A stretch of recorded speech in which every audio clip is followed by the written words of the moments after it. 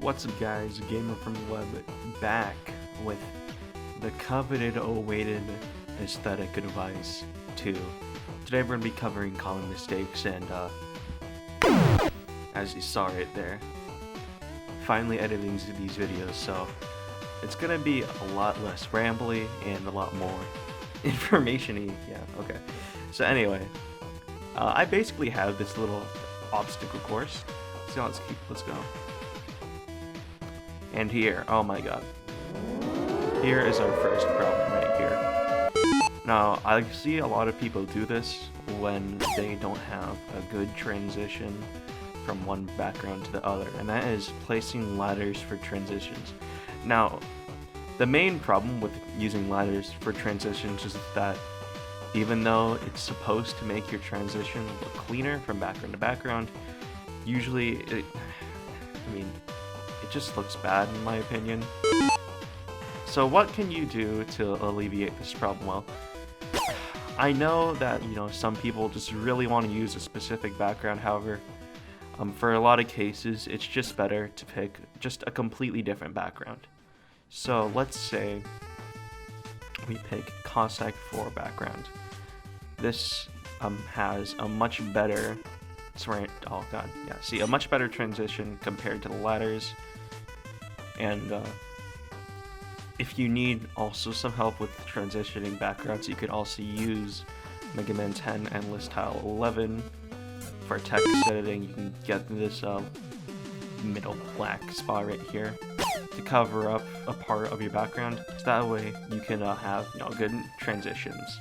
The reason why a lot of my levels use black backgrounds is because it's just easier to make good transitions, just because text editing exists, and also pretty much every background in the game has black, so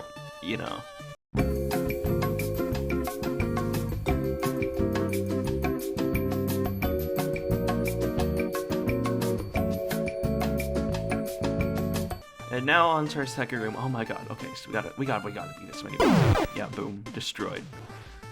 Now scrolling up here, it might not be so obvious, actually, it's kind of obvious. So another problem that a lot of people have is overusing crash lifts.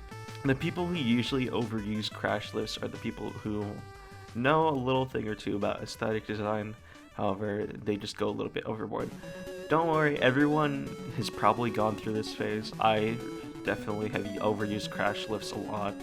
So just to alleviate this problem, man, you just gotta get rid of some crash lifts.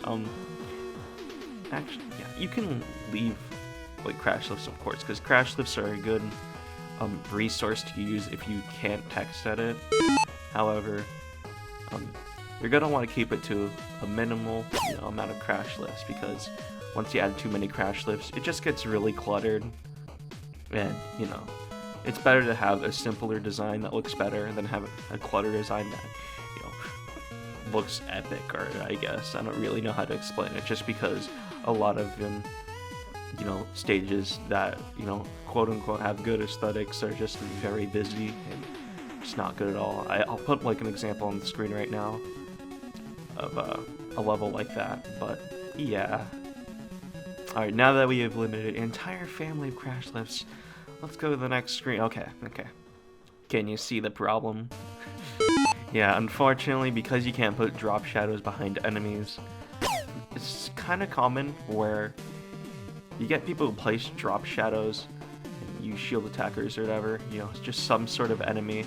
So whenever you kill them, or whenever they move, it leaves behind this really ugly just gap, And honestly, this is kind of just an overall aesthetic tip, but you're gonna just not really want to use drop shadows. Now, I know it sounds bad not to use drop shadows, however, the thing about drop shadows that I just don't really like, and overall just make a level look messier, is that the drop shadow texture itself, the lines, and all of that, it just really makes the level and backgrounds messier.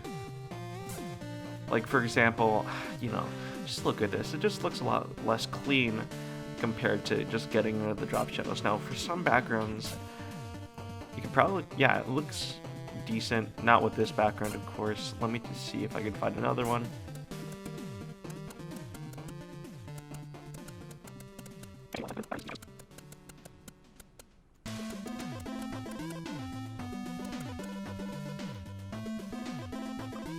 Okay, so finally, I found a decent use for these drop shadows, but in my opinion, just avoid drop shadows, and if you're gonna use drop shadows, please don't use these gaps right here. It just really makes your level look messy, and kind of just, you know, avoids the point of having drop shadows in the first place, which is to make your level look nicer. So yeah, that's another common mistake that you just have with drop shadows in general. And for this next one, it's going to be really obvious, you know. It's just going to come right at you, and I'm kind of guilty of this myself. However, you know, I'm not a man enough to admit my mistakes, so I mean, Gilded Citadel didn't have enough music changers, right? Yep, it's music changers. Please, if you're gonna use music changers, have a transition in between each tracks. A lot of people, when they just use music changer, they just decide to go ham, like, you know, bam, bam, bam, you know, this song to this song. However, without a clean transition, it just looks, it doesn't look, it sounds very jarring. So please, if you're gonna use music changers, set it to vertical line. Go ahead, Mega Man 2 Wily 6 for a few seconds, or at least for, like, you know, when you go into a screen, or whatever. And then when you pop out, you know, get another music changer, just so the transition is a lot cleaner, and it's just not really, yeah, just so it's cleaner. That's all I'm really gonna say. And this upcoming one is kind of a double whammy. So one thing might be obvious, however the other thing may not be obvious. I'll go over the obvious thing first, and that is using the same tile over and over again. Now, I get if you want to have an epic rocky area for your level, however, that's just not really going to cut it, honestly. The thing with Mega Maker aesthetics is that you can't just use the same tile.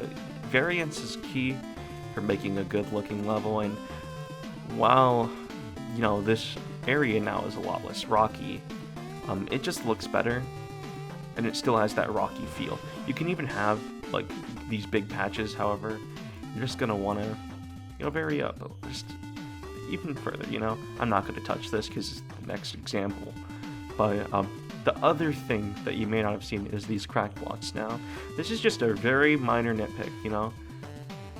However, when people use crack blocks on checkpoint stages, especially when it takes up, like, a majority of their screen, it's just very blank and empty when you load in first. When you actually get in the game, then, you know, it loads in, of course. However, this can be really just solved by using tiles, you know, instead of crack blocks. Now, I know there's not a lot of boxy tiles like this, however, in my opinion, there's enough that there's no real excuse to use crack blocks that much.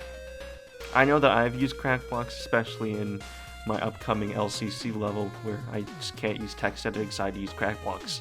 However, that's not really the point. The point is that if you have the resources, please just use tiles for you know, these blocks instead of crack blocks. So it's kind of a double whammy there, like kind of a triple whammy actually, since this is supposed to be two, you know, different things. However, I kind of just went on a tangent about crack blocks being kind of poopy, but you know, yeah, I've said what I wanted to say, really. So on to the next and last common mistake. And this common mistake is actually associated with tile mixing in general. Now, there's this thing that I like to call bridging, which is, you know, getting this, and then we have this tile bridging right here. Now, you may not be seeing the problem here, however, the problem is that, you know, there's just cut off, you know, and the easiest way to solve this type of tile bridging is not to use the same tile to bridge, you know, the gap. So what I'm going to be using here is a contact tile. And already, it looks better. There's less cutoff, there's more variance in our tile set, and it just looks a lot more nicer. So that was the last tip for today. Hopefully, some common mistakes were addressed. If you have any other common mistakes that you would like to share or that I just forgot, please leave them in the comments below. It's helpful for me because I get to be lazier, and it's also helpful to the people who are watching this video. Anyway, if you enjoyed this video, please make sure to smash that like, comment, and subscribe button. I really appreciate it, and it helped me a lot in making these future content for Mega Maker. Anyway, have a great day, and, get good at aesthetics.